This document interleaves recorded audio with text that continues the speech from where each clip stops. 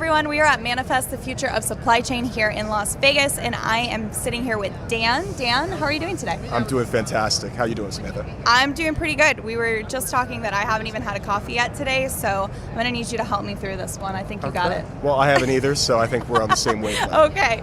This is terrible. To meet me for coffee podcast, and we both showed up without our coffee this morning. What can we do? Well, I would love to learn a little bit more about you and Sure. let our listeners learn a little bit more about you too. So can you tell me more about who you are, what you do, and who Copeland is as well? Yeah, sure. So my name is Dan. I have a background in supply chain. I've been in the industry for about 12 years. I majored in operation and supply chain management at East Carolina University and parlayed that into going into freight brokerage for a year out of Miami. After that, I moved to Copeland and have been with the same business unit at Copeland for 9 years. What our business unit does is we provide temperature recorders and real-time trackers for the supply chain industry to have visibility of the temperature, location, door security, humidity, and shock of the shipments that are in transit and what our customers want to see. Okay. Yeah. So it's like show and tell today. I Sure. never get to do this, but you've brought some things with us. Will you tell me more about like what these are? Sure. So these are our two best-selling products, both of which serve a different solution and service a different customer base. Okay. So we split our products into two different segments: data loggers and real-time trackers. So our most popular data logger is called the Go Wireless, and you may see it's labeled as Emerson right now. We've recently transitioned from Emerson Electric into a standalone company called Copeland. So Okay. we're in a bit of identity crisis, but Yeah. we are just transitioning the branding as well. Yeah. What these devices do is they log time and temperature, and they store it within the device. And then once this device is within 300 feet of this, which is called the gateway, the information will wirelessly transmit to the gateway and do two things. The first thing it will do is it will send an email to any stakeholders at the receiving location, Okay. letting them know whether or not the truck is safe to accept or reject.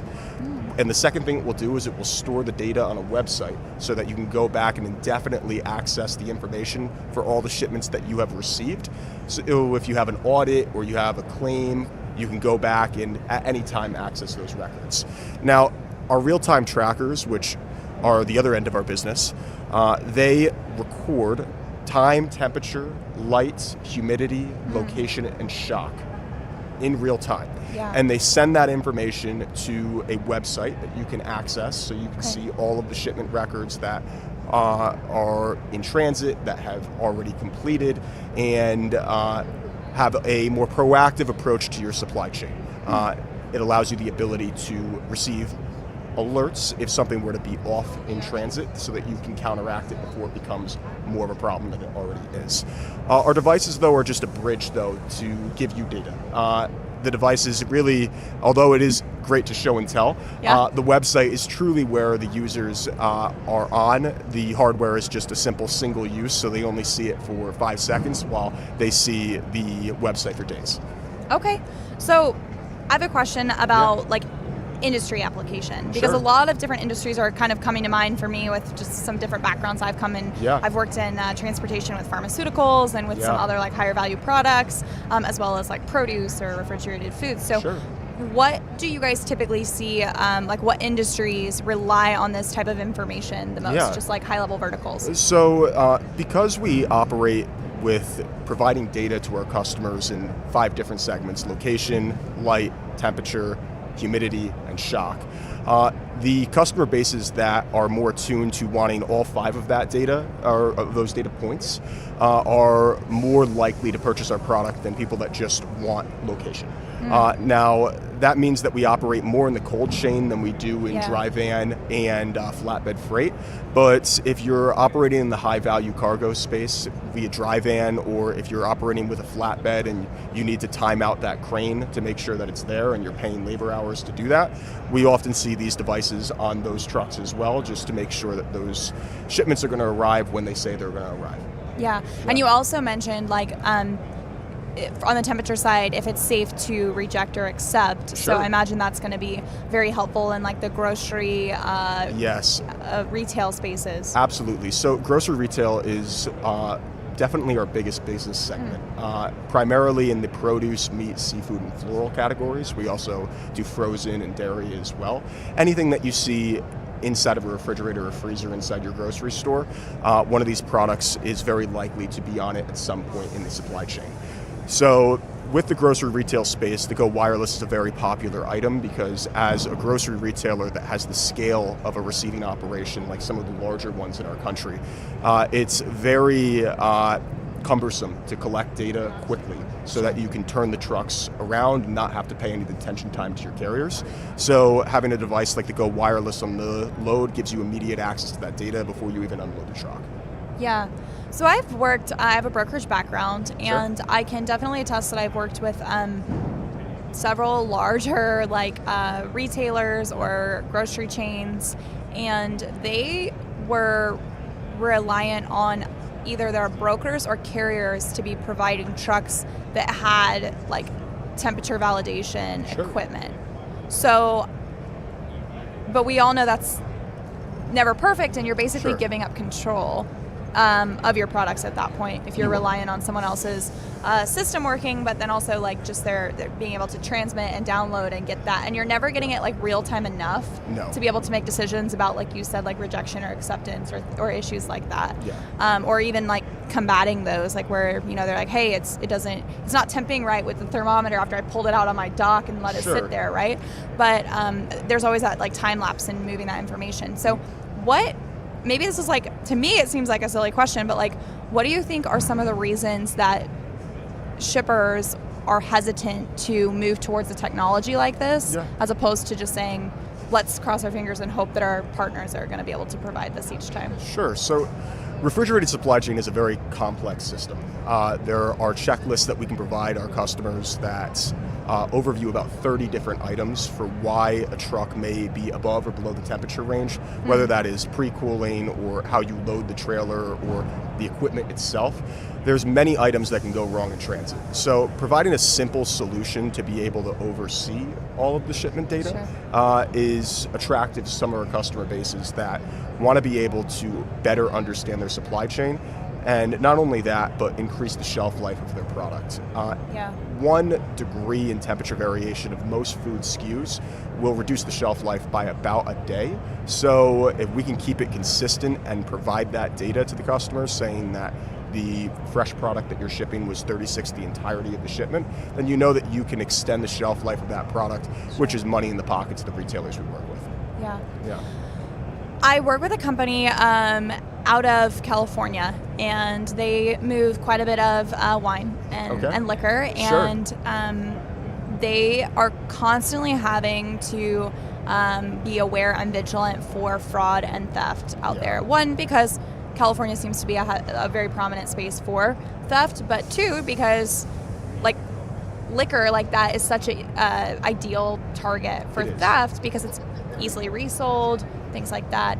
I have to imagine these are also probably helpful, right, with like preventing or at least being aware of attempts at theft. Yeah, so absolutely. There's a pandemic going on right now with cargo theft in the industry. And we see it across the board, whether it's full truckload team freight or intermodal freight, which may be more susceptible to theft than others.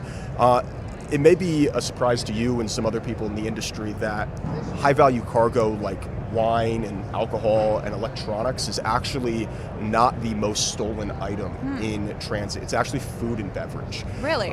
And by a dramatic amount. Food and beverage represents about 29% of all cargo theft in 2024 in North America, while items like electronics is 10% and alcohol and tobacco is about 8%. And what that alludes to us is that cargo theft has really shifted from someone who is an opportunist just trying to find a truck that is easily flippable to organized crime for people that have relationships in the food and beverage space. Because we work so in-depthly with food and beverage, we have tried to gear our product more to mitigating the risk of theft in transit. And that's why our original product didn't have a light sensor on it. So it would just show you a temperature spike if the back door of the trailer opened in a hot area, but you wouldn't know whether or not that was actually a potential theft risk. So we added the light sensor first to give some of our customers better visibility of whether or not that is at risk, or whether or not it's a problem with the reefer, and that's why the back door of the trailer, and that's why the temperature has spiked. In addition to that, we've added some additional safeguards to our site, like the ability to notify local authorities if there is a problem or potential problem with the truck, or increase the amount of times that the device draws data so that you can have more consistent access to data in the event that there is a theft happening with your cargo. Sure. Yeah. Do you find that, well, I guess what I'd like to know is, can you give me any examples of companies that have come to you and been like, this is, like, what are they dealing with? Sure. What makes them finally say, maybe we should be looking at something, and like, what is it that we need to go find to fix what problem? Yeah, so that's a great question. So a lot of the companies that we work with on the quantity of companies that we work with exclusively purchase the Go wireless recorder, and they do so because they're being mandated by a mutual customer of ours to do so. Okay. Say a larger retailer decides, I want to have this Go wireless recorder on every inbound shipment to me. Go to Copeland and buy that Go wireless recorder for our shipments. So we have a large customer base that we deal with in that sense, and part of our goal is to get those customers to be interested into the real-time trackers to give them better access to their own data for outbound shipments. Sure. We were dealing with a company in Wisconsin that sells a specialty cheese product. Okay. And Wisconsin cheese? I like this. I love Wisconsin cheese. I was actually there last week. Love a good cheese curd.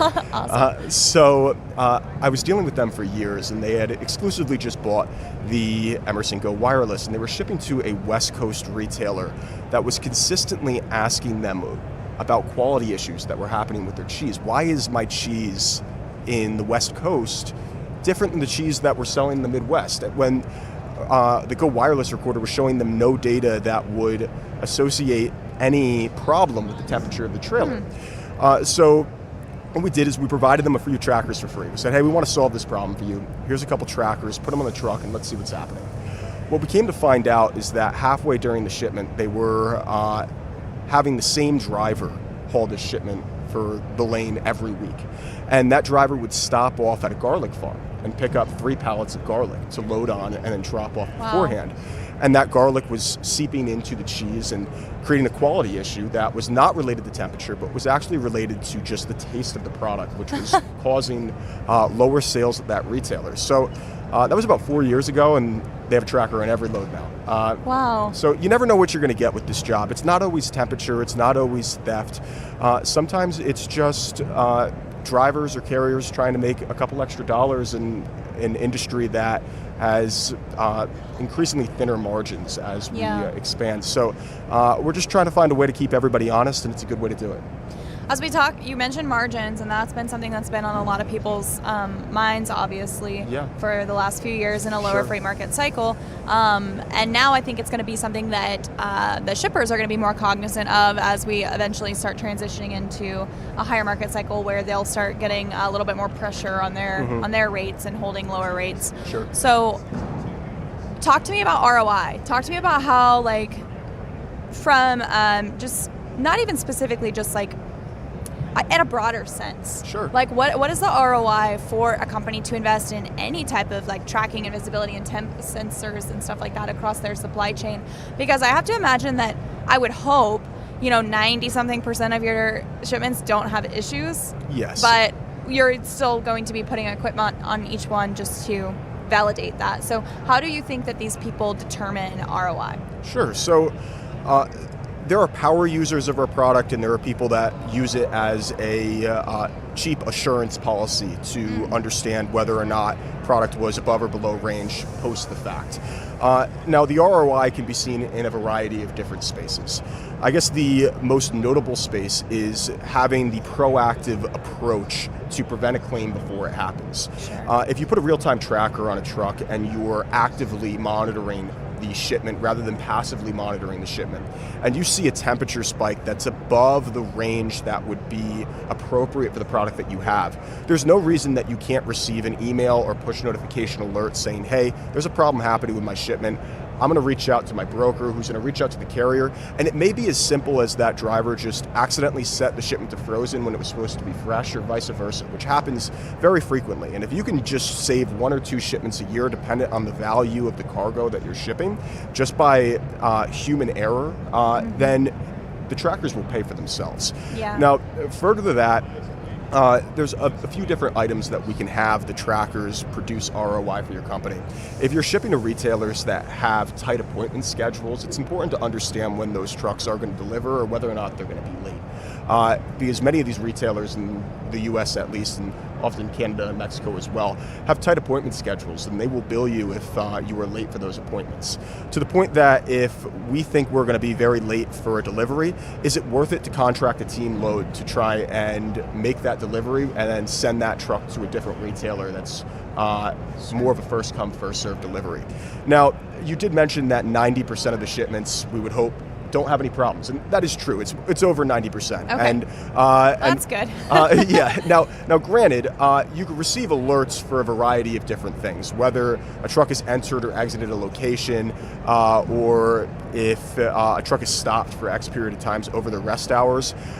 That's not necessarily a problem that would require you throw out the cargo or that you would be billed by your customer, but it gives you a better idea of what's happening with the shipment. So we've taken the cumulative data that you collect from these trackers, especially for some of our larger customers that use hundreds of them a day, and we've created dashboards on the website that you can go in and say, okay, I'm contracting out to carrier XYZ. How are they doing on temperature performance comparative to the other carriers that we use? And how are they doing on time ratios comparative to those? So that when I'm going to go award a bid, am I doing that based on actionable data that we've collected from the previous year, or are we doing it just strictly on relationships? Sure.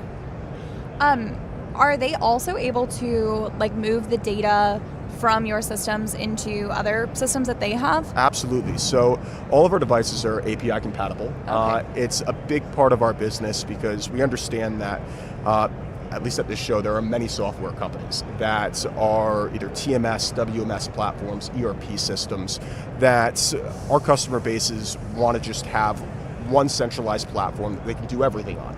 So what we do for the real-time trackers, we have the ability to have the information that you input into that third-party software automatically upload into our website if you just enter the serial number into that software, as long as it's API connected, and then information from the trackers backfill into that software, so you can just see everything on the existing system you're used to using.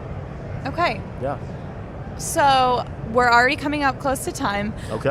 But tell me more about if anyone is has questions, is interested. I think I have a feeling you could talk about cold chain and all sorts of things for a long time without getting bored. Yes. So if anyone's just hey, I want to bounce some ideas off you. I want to talk about cold chain. I want to talk about fraud. I want to talk about tracking, temperature security. How can they get in touch with you? Yeah. So you're more than welcome to visit our website, copeland.com/cargo. You can connect with me on LinkedIn, Daniel Knauer, and I'm sure we'll put a link to that. We're going to have to spell his last name because it's a tricky one. It is, yes, it is. So feel free to connect with me on LinkedIn, visit our website, and that's usually the easiest way to get in contact with us. Awesome. And if you guys are actually at Manifest or you're going to be around, feel free to stop by their booth and check out the products and talk to the team. So Absolutely. Thanks, everyone. Thank you, everybody.